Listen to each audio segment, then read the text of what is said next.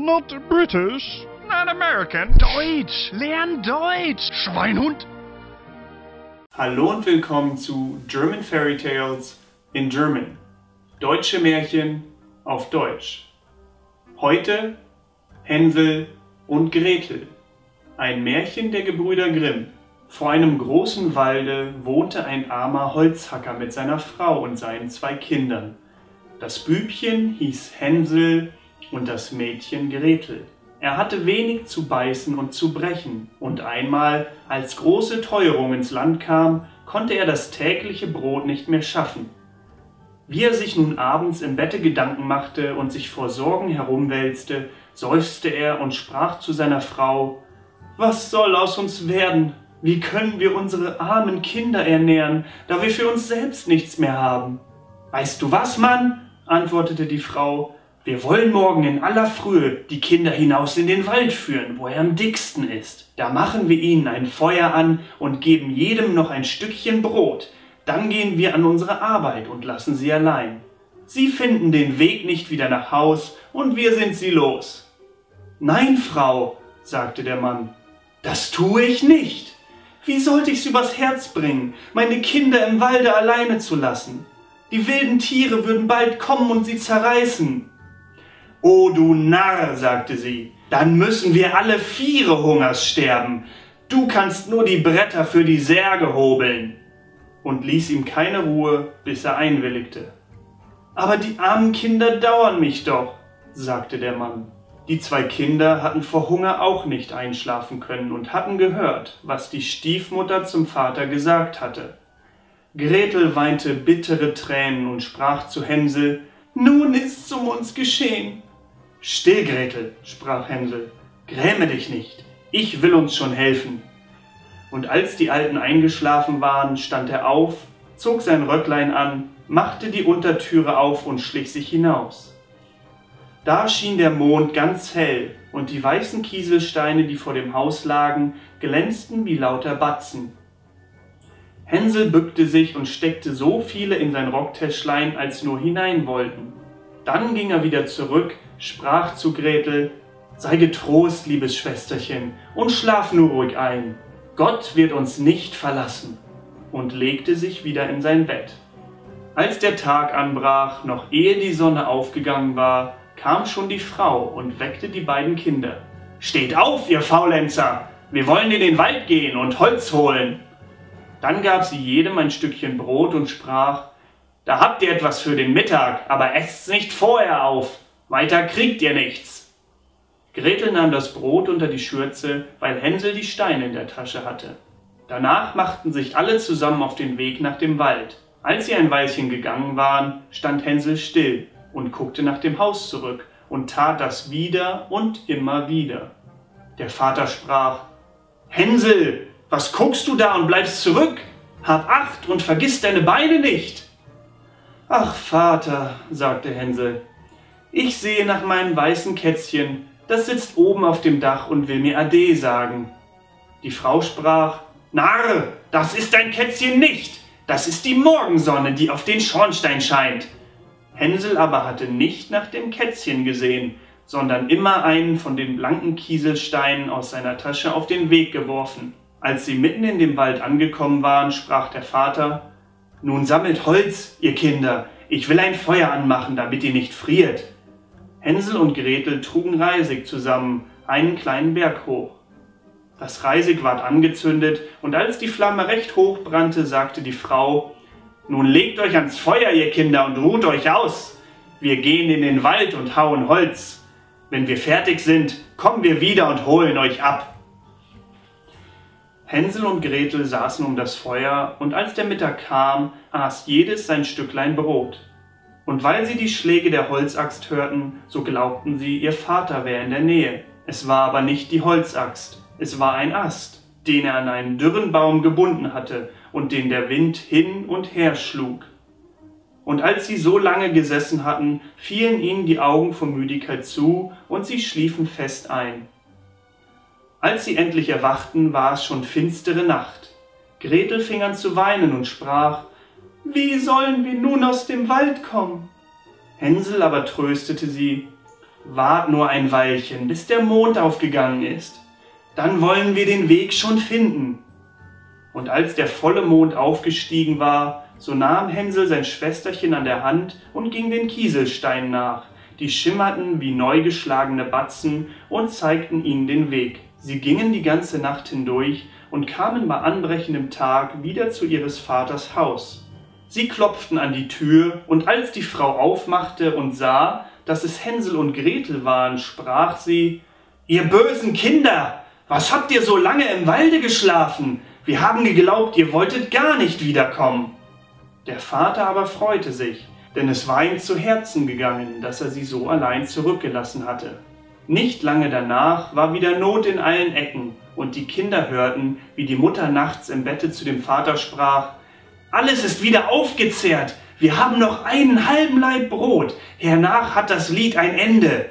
Die Kinder müssen fort, wir wollen sie tiefer in den Wald hineinführen, damit sie den Weg nicht wieder herausfinden. Es ist sonst keine Rettung für uns.« Dem Mann fiel's schwer aufs Herz, und er dachte, es wäre besser, dass du den letzten Bissen mit deinen Kindern teiltest. Aber die Frau hörte auf nichts, was er sagte, schalt ihn und machte ihm Vorwürfe. Wer A sagt, muss B sagen, und weil er das erste Mal nachgegeben hatte, so musste er es auch zum zweiten Mal. Die Kinder waren aber noch wach gewesen und hatten das Gespräch mit angehört. Als die Alten schliefen, stand Hänsel wieder auf, wollte hinaus und die Kieselsteine auflesen, wie das vorige Mal. Aber die Frau hatte die Tür verschlossen, und Hänsel konnte nicht heraus. Aber er tröstete sein Schwesterchen und sprach: »Weine nicht, Gretel, und schlaf nur ruhig, der liebe Gott wird uns schon helfen.« Am frühen Morgen kam die Frau und holte die Kinder aus dem Bette. Sie erhielten ihr Stückchen Brot, das war aber noch kleiner als das vorige Mal. Auf dem Wege nach dem Wald bröckelte es Hänsel in der Tasche, stand oft still und warf ein Bröcklein auf die Erde. »Hänsel, was stehst du und guckst dich um?« sagte der Vater. »Geh deiner Wege!« »Ich seh nach meinem Täubchen, das sitzt auf dem Dache und will mir Ade sagen«, antwortete Hänsel. »Narr«, sagte die Frau, »das ist dein Täubchen nicht, das ist die Morgensonne, die auf den Schornstein oben scheint.« Hänsel aber warf nach und nach alle Bröcklein auf dem Weg. Die Frau führte die Kinder noch tiefer in den Wald, wo sie ihr Lebtag noch nicht gewesen waren. Da ward wieder ein großes Feuer angemacht, und die Mutter sagte: »Bleibt nur da sitzen, ihr Kinder, und wenn ihr müde seid, könnt ihr ein wenig schlafen. Wir gehen in den Wald und hauen Holz, und abends, wenn wir fertig sind, kommen wir und holen euch ab.« Als es Mittag war, teilte Gretel ihr Brot mit Hänsel, der sein Stück auf den Weg gestreut hatte. Dann schliefen sie ein, und der Abend verging, aber niemand kam zu den armen Kindern. Sie erwachten erst in der finsteren Nacht. Und Hänsel tröstete sein Schwesterchen und sagte: »Wart nur, Gretel, bis der Mond aufgeht, dann werden wir die Bröcklein sehen, die ich ausgestreut habe. Die zeigen uns den Weg nach Haus.« Als der Mond kam, machten sie sich auf, aber sie fanden kein Bröcklein mehr, denn die 4000 Vögel, die im Walde und im Felde umherfliegen, die hatten sie weggepickt. Hänsel sagte zu Gretel: »Wir werden den Weg schon finden«, aber sie fanden ihn nicht. Sie gingen die ganze Nacht und noch einen Tag von Morgen bis Abend, aber sie kamen aus dem Wald nicht heraus und waren so hungrig, denn sie hatten nichts als die paar Beeren, die auf der Erde standen. Und weil sie so müde waren, dass die Beine sie nicht mehr tragen wollten, so legten sie sich unter einen Baum und schliefen ein. Nun war es schon der 3. Morgen, dass sie ihres Vaters Haus verlassen hatten. Sie fingen wieder an zu gehen, aber sie gerieten immer tiefer in den Wald, und wenn nicht bald Hilfe kam, mussten sie verschmachten. Als es Mittag war, sahen sie ein schönes, schneeweißes Vöglein auf einem Ast sitzen. Das sang so schön, dass sie stehen blieben und ihm zuhörten. Und als es fertig war, schwang es seine Flügel und flog vor ihnen her, und sie gingen ihm nach, bis sie zu einem Häuschen gelangten, auf dessen Dach es sich setzte, und als sie ganz nahe herankamen, so sahen sie, dass das Häuslein aus Brot gebaut war und mit Kuchen gedeckt, aber die Fenster waren von hellem Zucker. »Da wollen wir uns dran machen«, sprach Hänsel, »und eine gesegnete Mahlzeit halten. Ich will ein Stück vom Dach essen. Gretel, du kannst vom Fenster essen. das schmeckt süß. Hänsel reichte in die Höhe und brach sich ein wenig vom Dach ab, um zu versuchen, wie es schmeckte. Und Gretel stellte sich an die Scheiben und knupperte daran. Da rief eine feine Stimme aus der Stube heraus: »Knupper, knupper, Kneischen! Wer knuppert an meinem Häuschen?« Die Kinder antworteten: »Der Wind, das himmlische Kind«, und aßen weiter, ohne sich irre machen zu lassen. Hänsel, dem das Dach sehr gut schmeckte, riss sich ein großes Stück davon herunter, und Gretel stieß eine ganze runde Fensterscheibe heraus, setzte sich nieder und tat sich wohl damit. Da ging auf einmal die Türe auf, und eine steinalte Frau, die sich auf eine Krücke stützte, kam herausgeschlichen. Hänsel und Gretel erschraken so gewaltig, dass sie fallen ließen, was sie in den Händen hielten. Die Alte aber wackelte mit dem Kopfe und sprach: »Ei, ihr lieben Kinder, wer hat euch hierher gebracht? Kommt nur herein und bleibt bei mir, es geschieht euch kein Leid.« Sie fasste beide an der Hand und führte sie in ihr Häuschen. Da ward ein gutes Essen aufgetragen, Milch und Pfannkuchen mit Zucker, Äpfel und Nüsse. Hernach wurden 2 schöne Bettlein weiß gedeckt, und Hänsel und Gretel legten sich hinein und meinten, sie wären im Himmel. Die Alte hatte sich nur freundlich angestellt, sie war aber eine böse Hexe, die den Kindern auflauerte, und hatte das Brothäuslein bloß gebaut, um sie herbeizulocken. Wenn eins in ihre Gewalt kam, so machte sie es tot, kochte es und aß es, und das war ihr ein Festtag. Die Hexen haben rote Augen und können nicht weit sehen, aber sie haben eine feine Witterung wie die Tiere und merken's, wenn Menschen herankommen. Als Hänsel und Gretel in ihre Nähe kamen, da lachte sie boshaft und sprach höhnisch: »Die habe ich, die sollen mir nicht wieder entwischen.« Frühmorgens, ehe die Kinder erwacht waren, stand sie schon auf, und als sie beide so lieblich ruhen sah, mit den vollen roten Backen, so murmelte sie vor sich hin: »Das wird ein guter Bissen werden.« Da packte sie Hänsel mit ihrer dürren Hand und trug ihn in einen kleinen Stall und sperrte ihn mit einer Gittertüre ein. Er mochte schreien, wie er wollte, es half ihm nichts. Dann ging sie zu Gretel, rüttelte sie wach und rief: »Steh auf, Faulenzerin! Trag Wasser und koch deinem Bruder etwas Gutes! Der sitzt draußen im Stall und soll fett werden! Wenn er fett ist, so will ich ihn essen!« Gretel fing an, bitterlich zu weinen, aber es war alles vergeblich. Sie musste tun, was die böse Hexe verlangte. Nun ward dem armen Hänsel das beste Essen gekocht, aber Gretel bekam nichts als Krebsschalen. Jeden Morgen schlich die Alte zu dem Ställchen und rief: »Hänsel, streck deine Finger heraus, damit ich fühle, ob du bald fett bist.« Hänsel streckte ihr aber ein Knöchlein heraus, und die Alte, die trübe Augen hatte, konnte es nicht sehen und meinte, es wären Hänsels Finger, und wunderte sich, dass er gar nicht fett werden wollte. Als 4 Wochen herum waren und Hänsel immer mager blieb, da überkam sie die Ungeduld, und sie wollte nicht länger warten.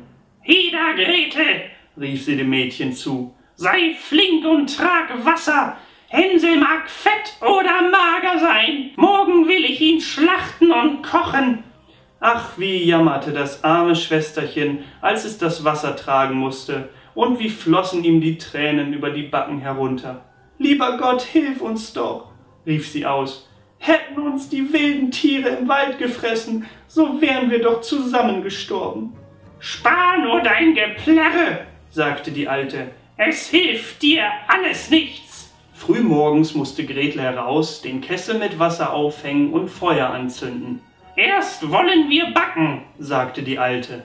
»Ich habe den Backofen schon eingeheizt und den Teig geknetet.« Sie stieß das arme Gretel hinaus zu dem Backofen, aus dem die Feuerflammen schon herausschlugen.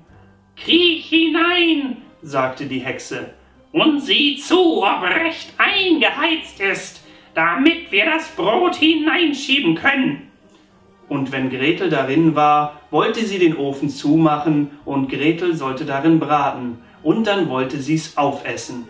Aber Gretel merkte, was sie im Sinn hatte und sprach: »Ich weiß nicht, wie ich's machen soll. Wie komme ich da hinein?« »Dumme Gans«, sagte die Alte, »die Öffnung ist groß genug. Siehst du wohl, ich könnte selbst hinein«, krabbelte heran und steckte den Kopf in den Backofen. Da gab ihr Gretel einen Stoß, dass sie weit hineinfuhr, machte die eiserne Tür zu und schob den Riegel vor. Da fing sie an zu heulen, ganz grauselig, aber Gretel lief fort und die gottlose Hexe musste elendiglich verbrennen. Gretel aber lief schnurstracks zum Hänsel, öffnete sein Ställchen und rief: »Hänsel, wir sind erlöst, die alte Hexe ist tot!« Da sprang Hänsel heraus wie ein Vogel aus dem Käfig, wenn ihm die Türe aufgemacht wird. Wie haben sie sich gefreut, sind sich um den Hals gefallen, sind herumgesprungen und haben sich geküsst. Und weil sie nicht mehr zu fürchten brauchten, so gingen sie in das Haus der Hexe hinein. Da standen in allen Ecken Kasten mit Perlen und Edelsteinen. »Die sind noch besser als Kieselsteine«, sagte Hänsel und steckte in seine Taschen, was hinein wollte. Und Gretel sagte: »Ich will auch etwas mit nach Hause bringen«, und füllte sein Schürzchen voll. »Aber jetzt wollen wir fort«, sagte Hänsel, »damit wir aus dem Hexenwald herauskommen.« Als sie aber ein paar Stunden gegangen waren, gelangten sie an ein großes Wasser. »Wir können nicht hinüber«, sprach Hänsel, »ich sehe keinen Steg und keine Brücke.« »Hier fährt auch kein Schiffchen«, antwortete Gretel, »aber da schwimmt eine weiße Ente. Wenn ich die bitte, so hilft sie uns hinüber.« Da rief sie: »Entchen, Entchen, da steht Gretel und Hänsel, kein Steg und keine Brücke. Nimm uns auf deinen weißen Rücken.« Das Entchen kam auch heran, und Hänsel setzte sich auf und bat sein Schwesterchen, sich zu ihm zu setzen. »Nein«, antwortete Gretel, »es wird dem Entchen zu schwer, es soll uns nacheinander hinüberbringen.« Das tat das gute Tierchen, und als sie glücklich drüben waren und ein Weilchen fortgingen, da kam ihnen der Wald immer bekannter und immer bekannter vor, und endlich erblickten sie von weitem ihres Vaters Haus. Da fingen sie an zu laufen, stürzten in die Stube hinein und fielen ihrem Vater um den Hals. Der Mann hatte keine frohe Stunde gehabt, seitdem er die Kinder im Walde gelassen hatte. Die Frau aber war gestorben. Gretel schüttelte sein Schürzchen aus, dass die Perlen und Edelsteine in der Stube herumsprangen, und Hänsel warf eine Handvoll nach der anderen aus seiner Tasche dazu. Da hatten alle Sorgen ein Ende, und sie lebten in lauter Freude zusammen. Mein Märchen ist aus. Dort läuft eine Maus. Wer sie fängt, kann sich eine große Pelzkappe daraus machen. Ende.